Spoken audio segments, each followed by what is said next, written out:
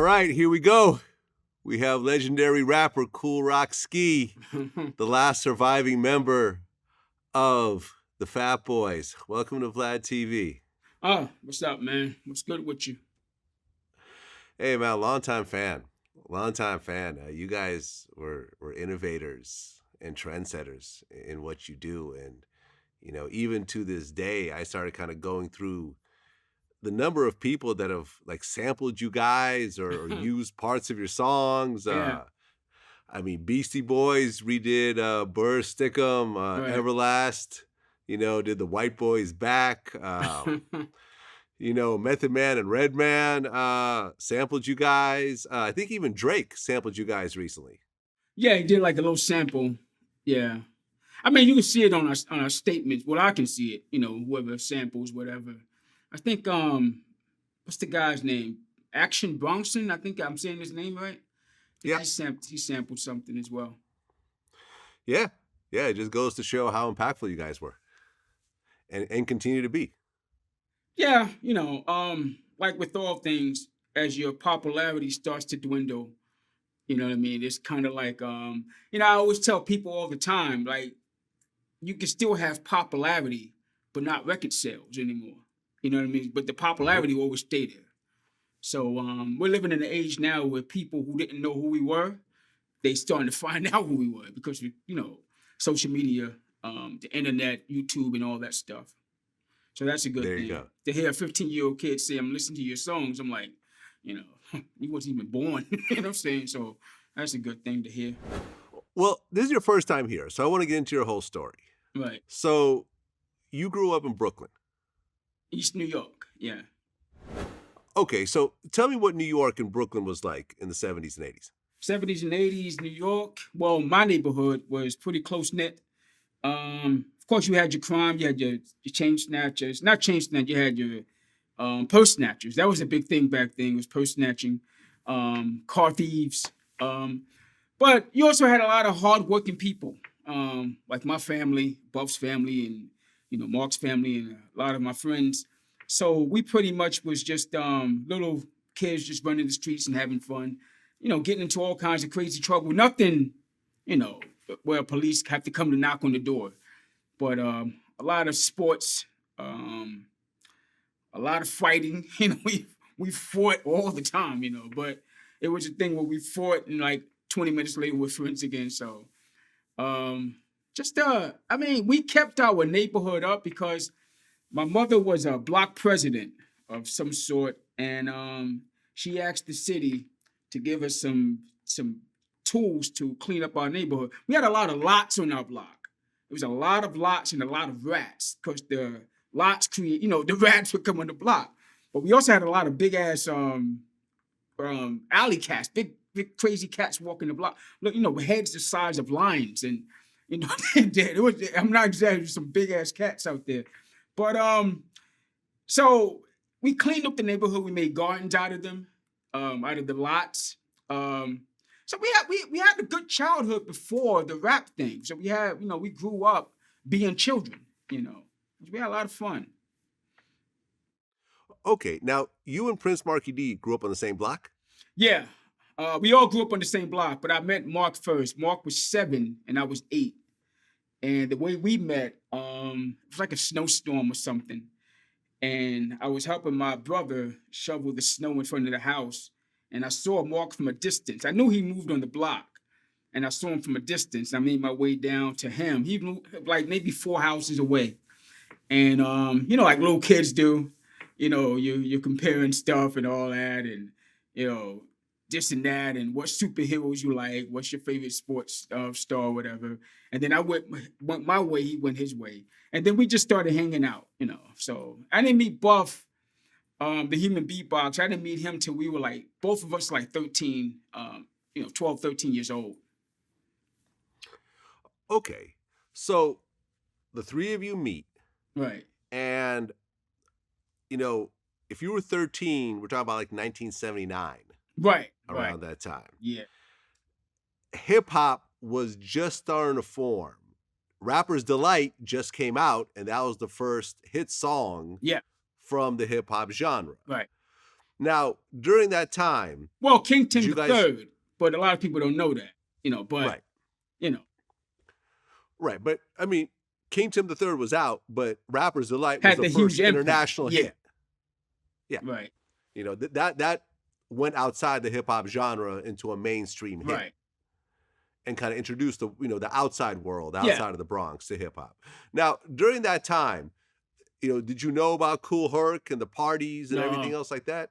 we didn't know about them. I knew about um people like Flash and Furious 5 because they made the song Super Rapping. But not they didn't make it. I think they made it in 1980. But we knew neighborhood rappers, neighborhood DJs. We didn't know nothing about the what was going on in the Bronx. We knew something was going on up there, but we didn't hear no names, So we didn't travel like that because we were too young to go up there, and we pretty much just kept it Brooklyn. So that's what our thing was. So we didn't hear about Kool Herc to maybe like 1980, 81, around then. But I mean, of course he existed, but we just didn't hear about him. Okay, now Buffy the Human Beatbox, was he beatboxing from the very beginning, or did he learn that from someone else? Um, well, here's the thing. I met Buff when Buff moved on the block. I was um I was rapping the song Super Rhymes by Jimmy Spicer. May he rest in peace. And Buff we were playing in one of the mini lots on our block, and Buff started beatboxing. He started doing sounds with his mouth. So me and another childhood friend, we started checking his pockets. Like, what do you got in your pockets? He's like, there's nothing in my pockets. Like, so open your mouth. Let me see what's in your mouth. So he opens his mouth. I'm like, well, where's that sound coming from? He says, it's my mouth. I said, no freaking way. I said, do that again. And he starts doing it again. And we were like we were blown away because he had such power. It wasn't like some of you beatboxers you hear nowadays where so much antics and sound effects. He actually sounded like a drum, a bass kick and all that stuff. So it kind of blew us away, and we started looking at him like he was kind of weird because of what he was doing. Like, yo, this kid is weird, man. Like, he's making beats with his mouth and all that stuff. But you know, that's what he did. He said he was in his room one day and he just started doing that when he was like 9 years old, I think. And he started practicing and got better at it. Okay, now you yourself, can you beatbox yourself? No. No. He never taught me that stuff. I never wanted to Okay. learn either. Okay. And I think to the rest of the world, beatboxing got introduced in the movie Beat Street Right. when Dougie Fresh did it yeah. in that whole Christmas skit. Right. Now, did you guys know about Dougie Fresh at all? Didn't know Dougie Fresh at all. Somebody came on our block one time. They wanted to battle us. This is when we became a rap group, and they wanted to battle us. And they were from Harlem.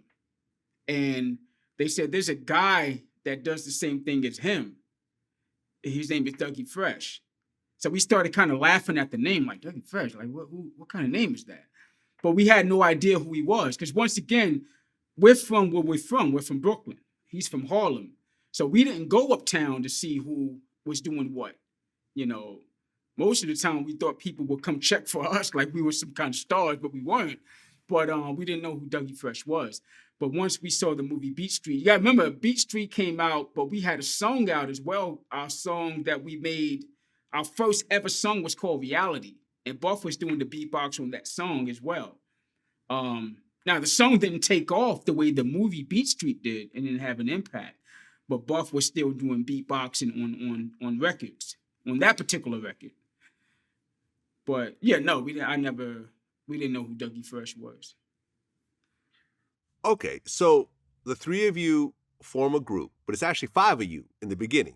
Yeah, how you know about that? I know, man. I researched. So the original group was called Hypnotized Five. How you know about that, man? That's crazy. You gotta be a real fan to know that kind of stuff. Yeah, the original group was called the Hypnotized Five. It was 5 MCs, 1 DJ, and Buff would have been the beatbox, the secret weapon, so to speak. So we kind of formed the group on Mark's porch, on his stoop. And I don't think these guys took it seriously, the other three, and because they weren't coming to practice, they were always saying, "Yeah, let's practice on Thursday." They wouldn't show up, and it'd just be me, Buff, and Mark, at the practice facility, which was Buff's house. And so we said, you know what? They don't want to get down with it, so let's just keep it as Disco 3. So that's what we called ourselves. That the last day they didn't come, we called ourselves the Disco 3. And we knew there was a Disco 4, but we, and it is what it is. Okay, so the Disco 3 ended up competing in this big talent contest, which was sponsored by Coca-Cola, actually, and WBLS. Right. And you guys won it. Yeah. We won the semifinals, then went on to win the finals. Right. And with that win actually came a record deal. Right. Okay. So now the Disco 3 are signed. And at the time, Melly Mel's The Message was like the hottest thing. Oh, man, yeah. In the streets. So you guys decide to kind of follow that blueprint, and you came out with a song called Reality. Reality, right. Which it didn't get past our block, so I think it stayed on our block. And whoever bought it must have really loved us a lot, because that song sucked. But it just gave us an illustration of what making a song was all about. That's pretty much all it was. And we did our take on what the Furious 5 was. Everybody was doing those kind of songs at that time because people gravitate to what works in the music industry. So, right. And I actually just interviewed Melly Mel. And, what he talked about, which honestly I co-signed, was that was the most important song ever in hip hop ever, because it changed the direction of the art form. Before The Message, rappers were rapping about rapping, right? and partying and girls and whatever else, who had the best rhymes. But then that song kind of legitimized the art form as, okay, this is actual social consciousness, and a statement about the current state of New York and poverty and so forth. And people start taking hip hop seriously after that. Oh yeah, definitely. When The Message came out, even grown people who wasn't even into hip hop, into rap music, they gravitated to that song. The Message was so impactful that it was like it gave the whole world an illustration of what New York was like. And if you want to know what New York was like, you got to listen to that song. Broken glass everywhere, people pissing on the stairs, they just don't care. Can't take the smell, can't take the noise, got no money to move out, I guess I got no choice. Rats in the front room, roaches in the back, which was every house damn near in Brooklyn. Rats in the front room, roaches in the back. So it was he hit the nail on every head of that song. And Duke Booty, who wrote the song with Melly Mel, it just was a combination of Melly Mel's voice was so like rage, like he was enraged. But it's like Duke Booty voice was like he was the elder statesman telling him to calm down. It's going to be okay. But it's an impact. My mother loved that song. She said Melly Mel sounded like a preacher. So it's like, it's to this day, not only the most important song in hip hop, but the most important song in music history, in my opinion. One of the strongest songs I've ever heard. I agree. Okay, so you guys put out Reality, doesn't work. Yeah. So then you guys decided to kind of reinvent yourselves. And then at that point, did you become the Fat Boys? No, we didn't become the Fat Boys. We regrouped. My manager at the time, which was Charlie Stetler, he said he wanted to get Curtis Blow to do the next song. So we knew the first song didn't work. So we're looking at him like, listen, it's over. You know what I'm saying? Let us go back to going to school or whatever. Curtis Blow is not going to work with us. Curtis Blow is a superstar. He's like the first solo rap superstar in hip hop. And lo and behold, we go to the studio one day and Curtis Blow is sitting in the studio. Got the white jacket with the K Blow nameplate. The Jerry curls is hanging down. Like, oh, that's actually Curtis Blow. And mind you, he judged our contest that we won. He was one of the judges. But so we get in the studio and he's just talking to me and Mark about the importance of writing your own rhymes and and asking us what we got. Let me see what y'all got. So we're going back and forth. And he said, okay, so he pushed the track up and we hear the track and we hear the chorus. So we're looking at one another like, Fat Boy, what the hell? So you're like, yeah, the chorus is, the hook is Fat Boys. And so we go inside the booth and we're writing. So we're just writing rhymes. So we start to record the rhymes. We're rapping over the hook, over the chorus. So he comes back in and like, y'all don't know how to write a song? We didn't know how to write bars. We didn't know how to structure a song. Because we did reality, we're just rapping right through. There was no hook. The hook was, whatever it was. So he told us, bump, bump, bump, bump one, bump, bump, bump, bump two. So every sentence is a bar. I'm like, oh, okay. So that day we knew how to put a bar together, put a song together. So it was a 16, 16, and 16. And we went from there. Okay, and he actually brought in Larry Smith and Davey DMX, who did all the drum programming for Run DMC. So that's why you see a similarity in sound with what you guys are doing and what they were doing. And these guys were geniuses in terms of that whole thing. They brought it all together. Curtis Blow he just sat back and was the maestro. Larry Smith and Davey Dee, they brought it all together. Billy Waring, he wrote a lot of stuff on the song. So it was epic because there was a whole lot of people coming in and out the studio. I mean, Melly Mel was coming in there. Russell Simmons was coming in there, see what was going on. Sal Abatello, who owned the Disco Fever. So different people were just coming in and out the studio all the time just to see what we were doing. Probably mainly because Curtis Blow was in the studio. So they was just coming to check him out. So it was crazy. Right. And that's when you guys came out with Stick 'Em. Stick 'Em was the B-side. Back then you had an A-side and a B-side. And it just so happened we had two hits, an A-side and a B-side hit.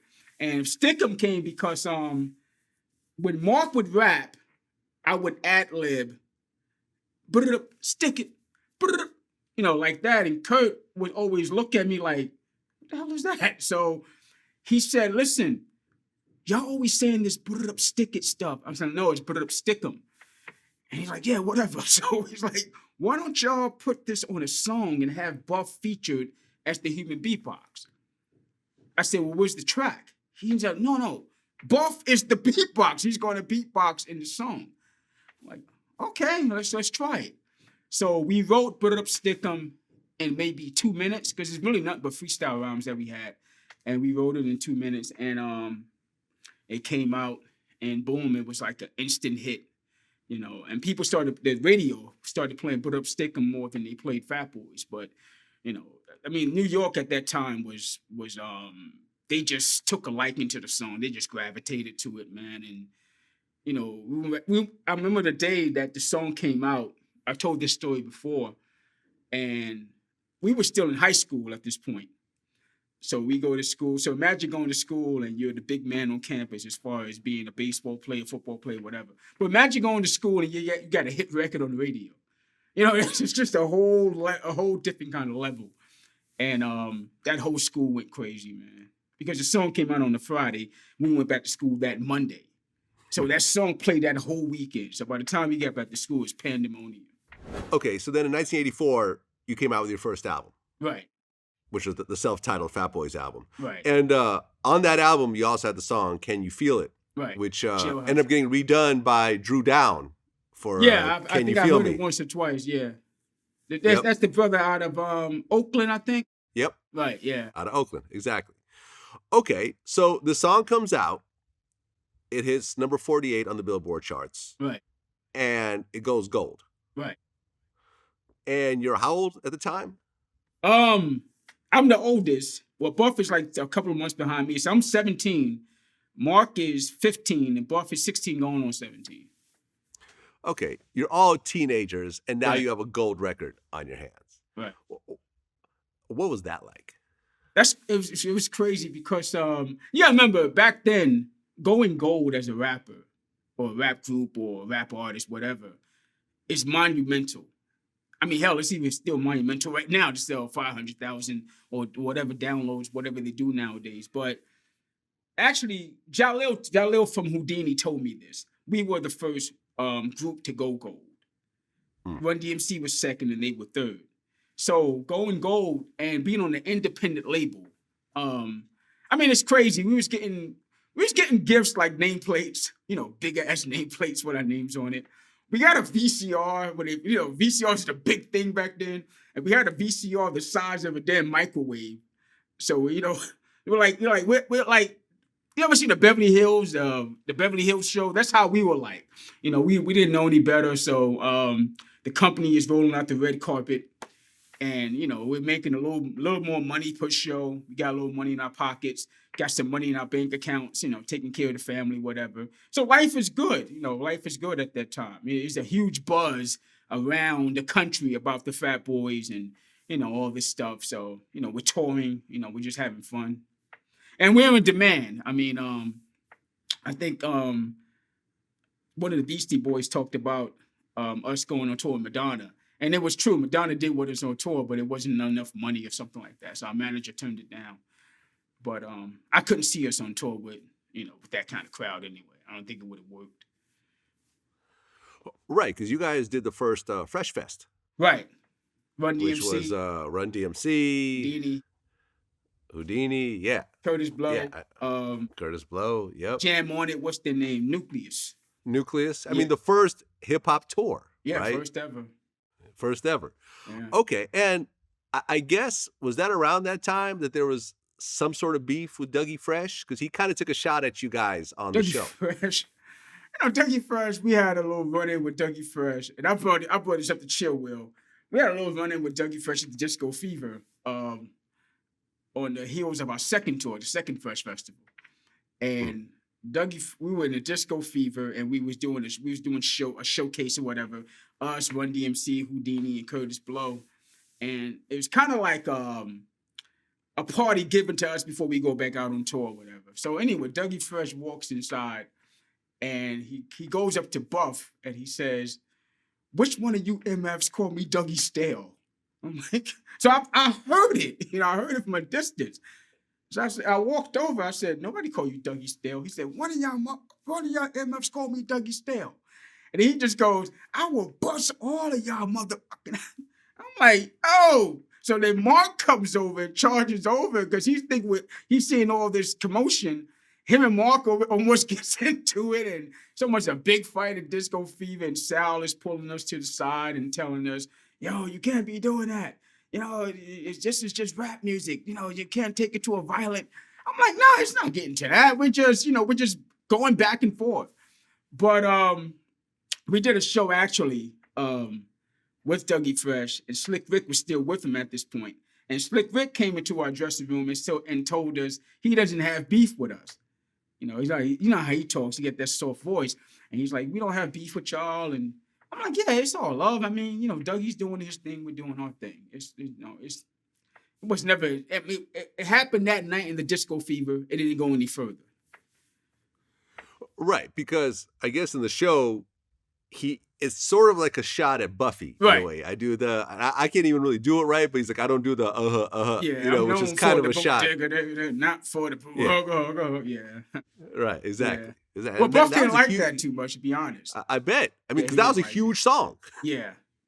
Buff did not like that at all. But I guess it was Doug pretty much saying, "Yo, I'm here too. Like, I'm known for this. I'm not known for that. I mean, he's doing his thing, but I'm here too." Right. So, and you got to keep in mind, Buff and Doug was the only one doing that at that time. Biz Markie didn't come to about maybe a year or two later. So It was Buff and Doug as who's going to be Beatbox Supreme. You know what I'm saying? So that's what it's all about. Okay. So then in 1985, the next year, you guys drop The Fat Boys Are Back, your second album. Right. Number 63 on the Billboard charts. Right. Album goes gold again. Yeah. So now you guys are really solidifying yourself in the, you guys aren't one-hit wonders anymore. Right, you guys are now 2 albums gold. You guys are now solidified. Yeah. Mind you, these albums are not just going gold. They're going like maybe average sales, maybe 925. They'll eventually go platinum, but, the average sales that we're doing, Okay. And then, you guys are starting to cross over. You guys are doing Swatch commercials. You guys are getting on MTV. Yeah. And then you guys got your role in one of the first hip-hop movies, Crush Groove. Crush Groove, right. Yep. We turned Uh, down rap. There's a movie called Rapping with Mario Van Peebles, mhm. and we turned that down. I mean, thank God we did, but it was probably one of the worst rap movies ever. So we turned that movie down. But on the horizon was the movie Crush Groove, which we were only supposed to be in for maybe like 2 to 3 minutes. Russell Simmons didn't want. He wanted the spotlight specifically on Run DMC. But I think what happened with Warner Brothers Studio is that they pretty much was telling us, without telling us, if you want to make this whole culture work, it has to have you have to have balance.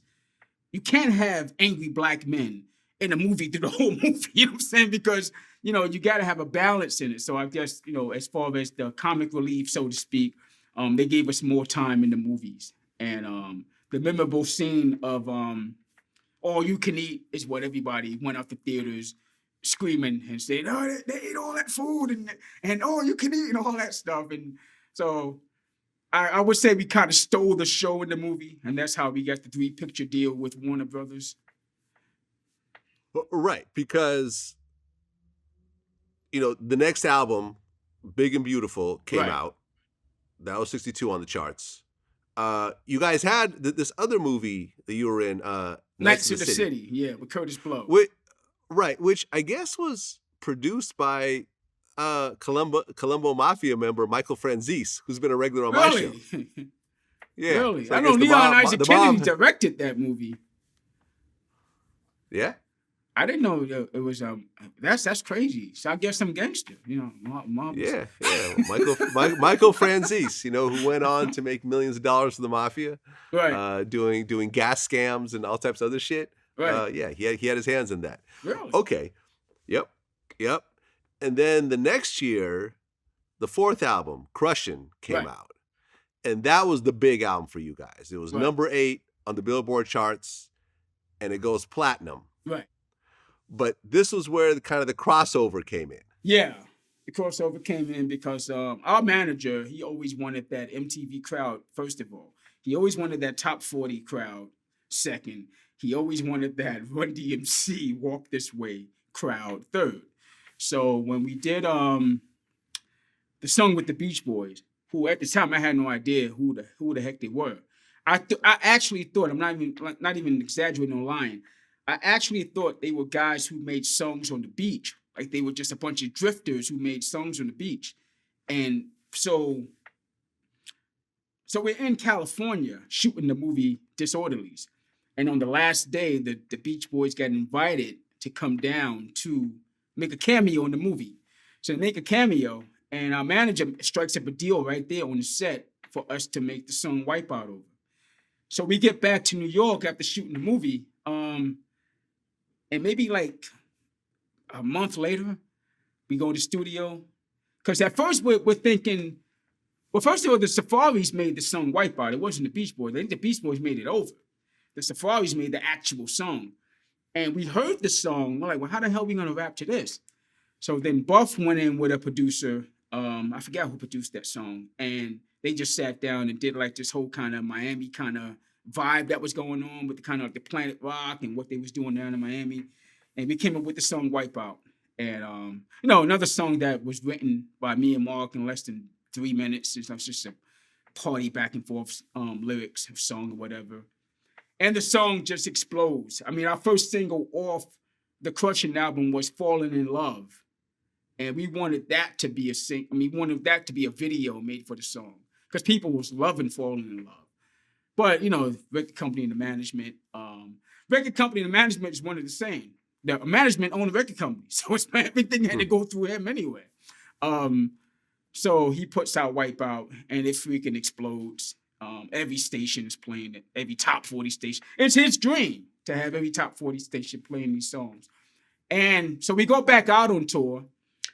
So whatever crowd we had that was predominantly maybe 90% black, it's now 50% black and 50% white because of the popularity of Wipeout. And, so it was what it was. I mean, we liked performing the song.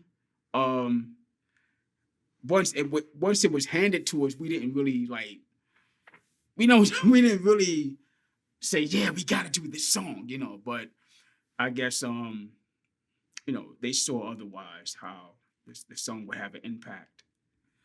So yeah. Well, I mean, Prince Markie Dee, in an interview, he said, "I'll be absolutely honest with you. Crushin' was our worst album to do, even though it was our most successful.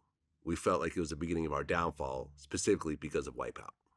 No, I think he's probably right about the Wipeout song, but I think Crushing, in my opinion, in my honest opinion, we had 3 albums in. Fat Boys Are Back, Big and Beautiful, and we're on a roll at this point. But at the same time, a lot of people was writing us off after Big and Beautiful, and a lot of critics, whoever was saying these guys are done. They're not gonna pull nothing out of the hat again. And then Crushing comes out, and like I said, Falling in Love, the first single, is what I'm most proud of because we could have went a different route and still stuck with that formula. But what we did was we regrouped as a group. We regrouped and we kind of we grew up. We were growing up. We was in our 20s. So I can understand what he means by that because of the success of Wipeout. Because once Wipeout was successful, our manager, he just said, "Man, we're gonna do these crossover tunes, and this is what we're gonna stick with. You know, the hell with the core audience you already got." He wanted to get the money. He wanted to get the audience with the big money. You know what I'm saying? So I can understand him from that aspect. But I like doing Crushing. I love doing Crushing. You know, I didn't like the Wipeout song too much, but I like Crushing. Okay, because right after that, the movie Disorderlies came out, which is like a cult classic movie. Right. I remember watching that. It's a great film. If you haven't, you know, for anyone who's watching who hasn't seen it yet, you know, Right. go ahead and rent that. And I guess wasn't Prince Markie Dee engaged to Pepper from Salt and Pepper at the time? No, they were dating. They were dating. They were boyfriend and girlfriend. But I don't think he bought that. I don't think he gave an engagement ring, unless you didn't tell me about it. But she came down to the set once or twice. So okay. So then the next album in 1988 comes out, the fifth album, Coming Back Hard Again. Right. That hits number 33 on the charts. It goes gold. And then that's when The Twist came out with Chubby Checker. Yeah. Which at the time, was that your biggest hit at the time, or was Wipeout bigger? Wipeout was way bigger. Wipeout was bigger. Okay. It could have been. I mean, it went gold in like 5 different countries. I don't know. Here's the thing though with these songs is that we're writing these songs, The Twist and Wipeout and Louie, these kind of songs. We're not getting any publishing or royalties from them because all we're doing is our edition of them. Mm-hmm. So the only one who's getting paid is probably, you know, Hank Ballard, who wrote The Twist, or the Safaris, who wrote Wipeout, and, you know, whoever wrote Louie. We're not getting none of that publishing money or whatever. But I think if Markie Dee thought the downfall happened with Wipeout, I thought it happened with the Twist, with the Coming Back Hard Again album. Because at that point, it was like things were being forced on us. Like we were going to the studio to make a specific song. It's like, nah. And it's like they would hear it. Our management would hear it like, yeah, we know we're not going to put this out as a single because we already got the Twist lined up. You know, so it's like we was just going to the studio for the hell of it. And so it's like a lot of things was going back and forth between the management and the artist. And, you know, to me, Coming Back Hard Again album was the worst time I ever had making an album with the group. Probably the worst time because I just it wasn't fun anymore. It was just like everything was being forced on us, you know. Well, okay. Well, that album does go gold. Yeah, it sold. It had the Twist. It had Louie on it. So, you know, after that, you guys do the Nightmare on Elm Street. Right. That was Ready fun. for Freddy. Yeah. You know, with Freddy Krueger actually in the video. Yeah. The next album, On and On, comes out, and that only hits 175 on the Billboard charts. Right. Was that the worst selling album at that point? Oh, that's the worst selling because no, they didn't want to push it.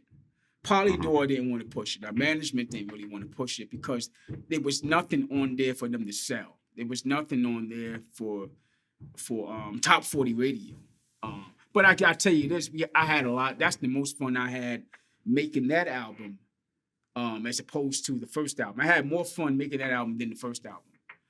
And the reason why, because we were at a disagreement at this time. So our manager wasn't even showing up to the studio because before he's like a hawk in the studio. So at this time he wanted to distance himself from the group. So we were like, good, stay over there. We'll do our thing over here. So we was having fun. We would have our friends in the studio. We would come to the studio anytime we wanted to. So we were just having fun. We didn't give a damn. Stay over there, we'll stay over here. And I'm proud of the album because we put it together ourselves. As far as Mark was doing some stuff with Corey, me and Buff was doing some songs, and we just had fun doing that album. We didn't know that was the beginning of the end of our management. We kind of felt something like this might be it. We might have to go to another record company because I don't think this is going to work out between us, and because him and Mark just wasn't getting along, and the fact that we wasn't going to side with him to go against Mark, I guess he looked at it like, well, hell, if I can't get these two to get on board, then the hell with all three of them. So, you know. Okay, and I guess wasn't there a rumor that the manager wanted you and Buff to actually vote Markie out of the group? There was a lot of times he came and said that we could still be successful without Mark, that we can replace him easily, and it kind of went in one ear and out the other, because we would sit there and we'd listen to it and nod our heads and we'd go behind his back and be like, "Is he fucking crazy?" Because we're not gonna. We came up together, and we would tell Mark this, and and Mark would be laughing, and so.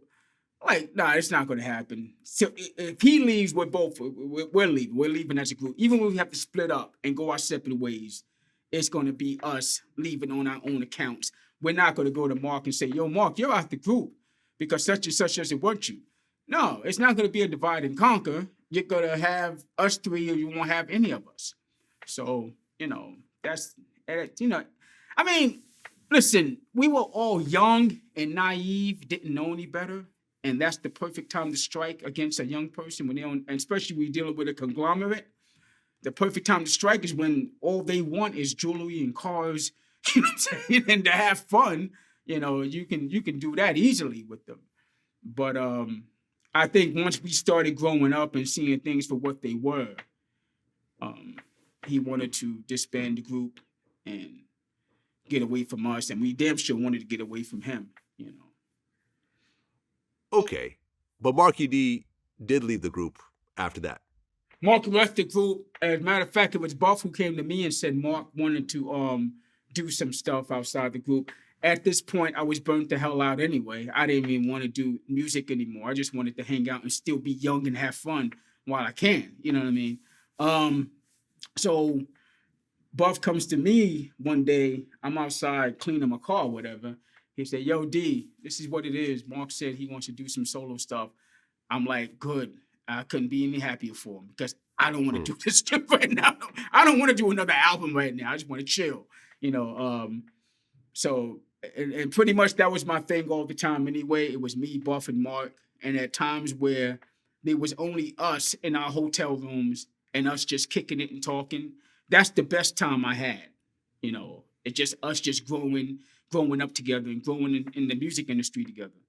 So when I never looked at anything as when people would say you guys are successful, you guys are celebrities or whatever. I'm like, nah, we're from the block. We're from East New York. We ain't no Hollywood cats. It's just me, Buff, and Mark, and that's what it was. And I just like hanging with them. I just like being around them. So when Mark said he wanted to do his thing, I said, cool, I support it. Let him do his thing. He's going to do it regardless. He don't need my approval, but. Right, because he went on to actually produce Mary J. Mary J. Blige's Blige. first single, "Real Love." He also did Right. Mariah Carey and a bunch of other stuff. So Yeah. and he had his own hit song on his own. So Yeah. so The things Swing kind My of worked Way. out. Yeah. Yeah. Yeah. Well, you guys break up. Right. Actually, we Uh, don't break up. Me and Buff stay together. yeah, you guys stay Mark, together, yeah. but Markie Dee ends Mark up went leaving the his way. group. Yeah. So right around 1990, Buffy had a son with female rapper Queen Pen, Right. who was featured on the song "No Diggity." Right. Exactly. That was her big break. Right. So then in 1991, you guys came out with your seventh album, Mac Daddy, Yeah. which was just you and Buff Love. Right. And then after that, you guys broke up. Right. Well, Mac Daddy came upon because we were running around like chickens with our heads cut off. There's no structure. We didn't have no management. It was just me and Buff, and we was just somebody came to Buff and offered him all this money and said, "You guys want to put the album together?" So I walked into an office one day, and Buff is sitting there with stacks of money, and I'm thinking there's some kind of drug deal about to go down. I'm like, "What's going on?" "Yo, D, that's yours. This is mine. We're gonna put an album together with these people." It was on Itchabon Records or something. And so we put an album together, and we didn't put no heart and soul into it. We just pretty much just went in the studio. We was knocking out songs every day. We did like maybe about 40 songs, and we picked the songs that were on the album. But it wasn't really no love into it. We didn't really put no effort into it. Like I said, I was pretty much done with the whole making songs anyway. You know, it wasn't exciting no more because Mark wasn't there anymore. You know, I just didn't have that love for it anymore. So I said, you know what, the hell with it. Let's just do it. It's pretty good money. You know, I mean, I'm still young, so I'm looking at it like it's pretty good money, and I shouldn't have been looking at it like that because I should have been putting my heart and soul into it. But you know, it is what it is. You know. Well, you guys break up, and I think like the next year, the movie Boomerang comes out, and Right. Chris Rock had that famous line. Yeah. You know, this is an Eddie Murphy movie, so it's a big deal. He's Yeah. like, "Ah, man, first the Fat Boys break up, and now this. yeah. Sad." Yeah. I And think Jay-Z used that on a song too. Jay-Z, yeah, and Heart of the City, Ain't No Right. Love. Yeah, first the Fat Boys break up. Yep. Yeah. Prince Markie Dee drops a solo album around that Right. time. Swing My Way ended up being a hit. Right. But then 3 years later, December 10th, 1995, Right. Buffy was 28 years old at the time. Right. From what I understand, you know, at 5'4", at this time he was 760 pounds. No, Buff wasn't that big. Buff was Well, Prince Markie Dee actually said that in a Sway interview.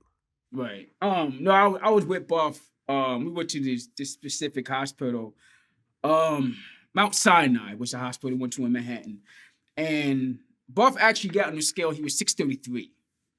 633. I was with Buff every time we went to the doctor to take care of his situation. And they gave Buff these huge water pills, this size. And within a week, he lost like 150 pounds of just pure water weight. And you know, but it wasn't the weight that killed him. That's what a lot of people think when they think of Buff passing away. It wasn't the weight. Buff was fighting the flu really bad. He had the flu. He came down with the flu really bad, and he couldn't fight it. He couldn't shed it off. And he was putting together some music for our reunion album. So we was about to put a reunion album together. Mark was doing stuff on his behalf, and Buff was putting some stuff together. I had just saw Buff the day before he passed away. Buff passed away on a Saturday. I saw him Friday. And when I left Buff's house, like this strange feeling came over me. I'm driving back to my crib, and this strange feeling came over me, like something was wrong, and I couldn't shake it. And so I got a phone call like maybe 1:15, 1:20 in the morning. And my phone just kept ringing. And I finally, it went to voicemail, and answered it through the voicemail. I'm known for not answering my phone, even back then. But I answered the voicemail, and Mark was like, yo, get to Buff's crib. He's not breathing. I'm like, he's not breathing. So I jumped in my car, and I'm driving like damn near 120. and I hit this huge pothole and bust my whole bedpan or whatever. Oil is flying out everywhere. And I get to his house, and I finally make it to his house, and he's like laid out, with the, he's dead. He's passed away. So we try to get his son back upstairs, his nephew, because they're like little kids. And I didn't even break down and cry. I was just sitting there, just looking at his body, whatever. I just couldn't believe it. At the same time, it was like I said, that feeling that I had, it was like I couldn't shake it, and it was a sad situation because, like I said, we grew up together. We had fame together, and for it to come to this, it was a really sad situation. Yeah, I mean, And I felt 28 years really old. bad for his mother and his father Yeah, because they loved Buff. That was their heart. You know what I mean? yeah. Sad. I mean, like I said, 28 years old. He didn't even get to touch 30. Yeah, he was very Um, young. but I mean, regardless of the flu, being 5'4", 633 pounds, your body is not really prepared to deal with, hardships. Yeah, Uh, I mean, if listen, anything can. I've heard of a guy a figure skater who was 6'2", 200 pounds of pure muscle, dying of a heart attack. So anything can happen. You know what I'm saying? It's just it doesn't have to do all the time with health. It could just something could just come on and boom, there you go. yeah. Well, was that a wake up call? Because like, how heavy were you at the time when that happened? When Buff passed, Yeah. I was like 190. Okay, so you were lighter. Yeah, So you had already been losing weight up I until that was point. losing weight since '87. Aha. Yeah. Okay, so you didn't need that wake up call. You were already knowing that you need to lose weight My if you wake want up to stay call healthy. came in Canada when I couldn't bend over to tie my shoe. And I said, enough is enough. So I went home. My mother, she didn't give a damn about that fat boy stuff. She wanted her child to live. So she just went with me on this journey to lose weight. And, my weight fluctuates. I can gain weight, but I can lose weight quick because I know what to do. But, so I just made the conscious decision to start losing weight. I remember my manager one time saying that, you're giving away false advertisement because you're losing too much weight. I'm like, dude, I mean, nobody's trying to be no damn 400 pounds, man. You know what I'm saying? So, Yeah. And then February 18th, 2021, right. Prince Markie Dee ends up dying at age 52, one day before his 53rd birthday. Yeah. Were you guys still close? We were close, but me and Mark, like I tell anybody, me and Mark had this kind of relationship. I would call Mark, we would talk, and then we wouldn't call each other again for like a month and pick up the conversation where it left off. Yeah, so anyway, that's the kind of relationship we had. And the thing is, me and Mark never hung out like that off tour. It was always Buff. We'd be on a 3 to 4 month tour, and we'd be in a limousine coming back from the airport. And I'm like, listen, I don't want to see you for maybe 2 weeks. I seen you every day, every day. Within an hour, Buff is at my house. Yo, G, let's go hang out. I'm like, dude, so Mark, I didn't see Mark until we went back out on tour, had to do things. So that's the relationship me and Mark had, but we were really close. The last thing I asked Mark was, does he want to do a song? Just put it out. And he said, why would we put a song out? I said, I was really just seeing where his head was at. And I gave him an idea about the song. He said he liked it. He said, y'all like that? And I said, well, let's think about it, see if we want to do it or not. And I seen him on on IG Live, Instagram Live a couple of times. And, always took little digs at him, made little jokes at him. But then I left my phone at work. And I didn't know what the hell was going on. I didn't know what was going on. And so when I get back to work the next morning, somebody picked up my phone by mistake, one of the coworkers or whatever. And I plug in the phone and all these text messages. I mean, there's like, my phone was like beeping like it was no tomorrow, like a vibrator was going off through the whole phone. And I read one text message, because like I said, I had no idea what just happened. And somebody said, "Yo, I'm sorry to hear about Markie Dee, man." I'm like, "Sorry to hear about that." So I go to the next text message. "Yo, Rock, Mark passed away."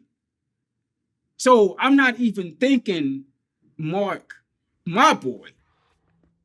I'm not. It's not registering. So I'm going through these different text messages. My condolences. Oh man, I feel so bad for you. I'm like, what the? So then, for some odd reason, I thought like maybe if I see this on TMZ, maybe it solidifies it. And I saw it on TMZ. I was like, oh shit. And yeah, it just tore me apart. It not only tore me apart, it just put me in the frame of mind. The first thing I seen was his face, like his young face, like that little wicked smile he had. And I started thinking about us just playing football on the block, us just chasing each other all day on the block. And I was, it caught me off guard, and I went into the one of the other rooms, and I just broke down because it's like it just I'm like, how can it all end like this? So you know, it is what it is, man. Yeah, well, I mean, apparently he had heart issues leading up to that situation. I guess he needed a heart procedure leading up to Right. his death. Yeah. Uh, I mean, I mean, nobody wants to bury their child before them. No parent wants that.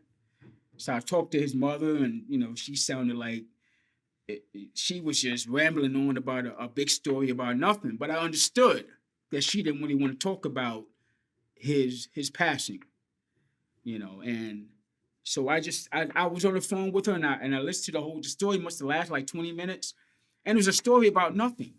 But I understood what she was doing. She was just trying to keep her mind off what was going on, and it's unfortunate because I was talking to his ex-girlfriend Shelly, and he loves Shelly a lot. Shelly was his heart.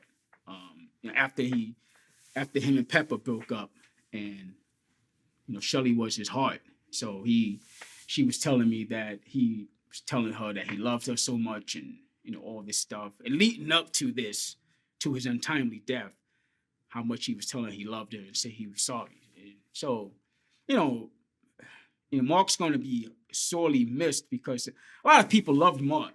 A lot of people loved him. He had that way about him. He could walk into a room and make everybody feel uncomfortable. Feel comfortable. And he wasn't about the BS and putting up this whole front and whatever. Um, my thing with Mark is Mark was one of the funniest people. Me and Mark had so many inside jokes. What happened with us is that what went on with us was that we used to go overseas, and we hated going overseas. So we'd be there like 2 months at a time. So to entertain ourselves, me and Mark would just stay up in each other's room till like 3, 4 in the morning and make up all these characters, these crazy characters, and make jokes out of them. And so we did all kind of jokes about a guy named Mr. Potts, who was a zillionaire, who was funding us money and all this kind of crazy stuff. So a lot of stuff that I missed. That's the stuff I missed about Mark. It was like the conversations we had, the time he came to me about his breakup with Pepper, how distraught he was. And I made him, and he was drinking the Coca-Cola at that time, and I made him laugh, and all this soda went through his nose and his mouth because I made a joke while he was serious about his breakup. So, him and Buff going back and forth all the time and just arguing about nothing. These guys have some of the biggest arguments about nothing. I'm like, what are y'all arguing about? No, man, he said this. I'm like, what? Whatever. So, Mark was just a funny kid, man. He was a funny dude, you know. yeah, I mean, sad. 52 years old. How does it feel to be the last surviving member of the Fat Boys? I don't really look at like the last survivor, because my thing is the legacy of the Fat Boys is solidified. You know, we went on a 5 album run of successful albums. That's hard to do for anybody even now. So the music is still there. The music is still there. But of course, we'll never perform any of them on stage again. But the music is still there, and people are gonna love Buff and they're gonna love Mark forever. My nephew, he was telling me, yo, Unc, I didn't know how much love y'all had, man. Y'all got people was pouring out. And, right now I'm just putting together something this summer in honor of Mark and ecstasy of Houdini, who passed away at a young age. So I'm trying to put something together this summer and make it an annual thing after that. And so we're gonna try to work on that this summer. Hopefully, all this craziness will be over, and everybody can go back to having fun without the mask being on. And we have just throw a big old cookout for all the. We're gonna honor all the classic hip hop artists from Kool on down to whoever. You know what I mean? So that's what we're planning on doing right now. And I just want to give Mark a really big send off because he didn't have one in Brooklyn. His funeral was in Miami. And I want to give him a really big send off in Brooklyn, where he's from. You know what I mean? So that's what I'm working on now. And the documentary. I'm trying to get the documentary out there for the Fat Boys documentary. And put that out there. Let people know the inside. People have this one dimensional viewing of our group, like we only rapped about food or something. But we made some dope songs. You know what I mean? So Yeah. Well, Kool Rock Ski, man, what you guys put together, not only being the first rap group to go gold, but really expanding how people look at rappers. Like when you see Biggie, Right. Fat Joe, Big Pun, Right. Heavy D, these large rappers who became sex symbols in their own right. Right. You guys opened the door to all that.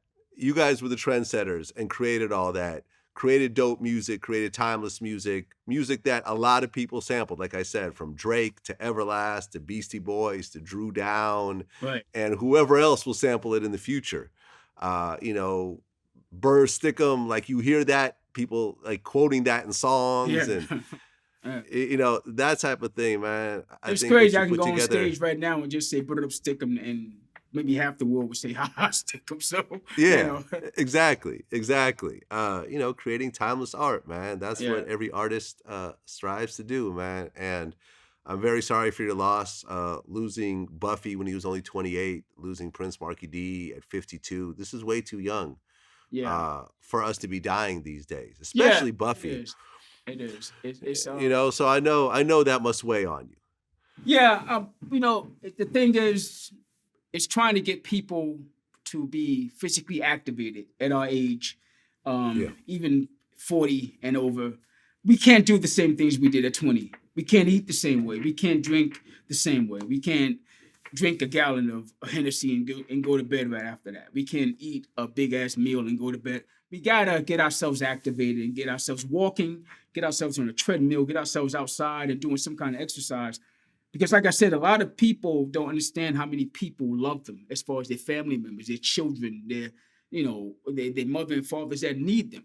So I try to stress this to people all the time. I go to the gym a lot, and I don't go to the gym to get a specific kind of look. I just go to the gym to get my heart rate going.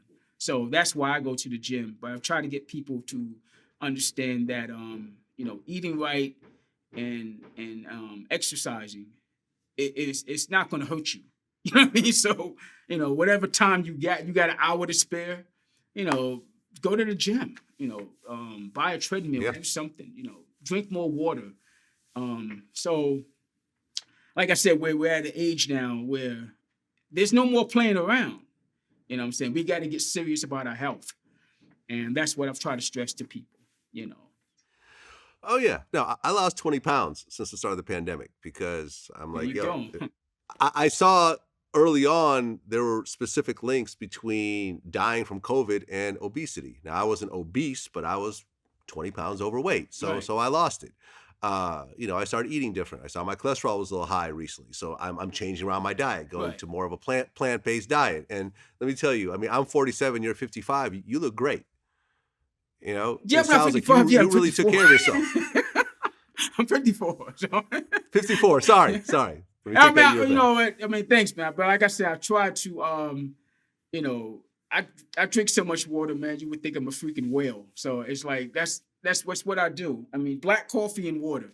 Then I go hit the gym after work and just do things to keep my mind activated because what just transpired, what just happened with Mark, it weighs on me like damn near every day, And like I said, it didn't have to happen, but in life these things happen, and there's nothing I can do or he could have done to control it at that particular time, because what's going to happen is going to happen.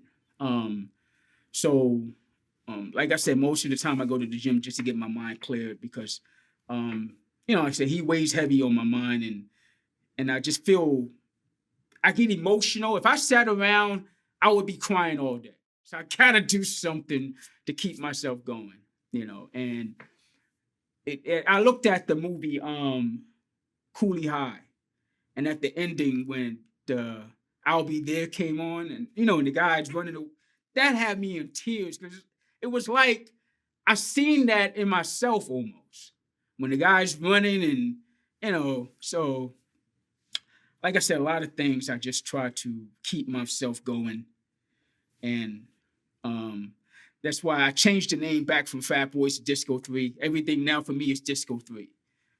For me, Fat Boys is like whoever invented that, let them have it. I want Disco 3 back, which was Buff, Kool, and Mark. You know what I mean? So. And that's how we're going to end it. Kool Rock Ski, man. Appreciate you sharing your story. Wish you all the best and looking forward to all the new projects that you got coming out. Definitely, man. Peace. Peace.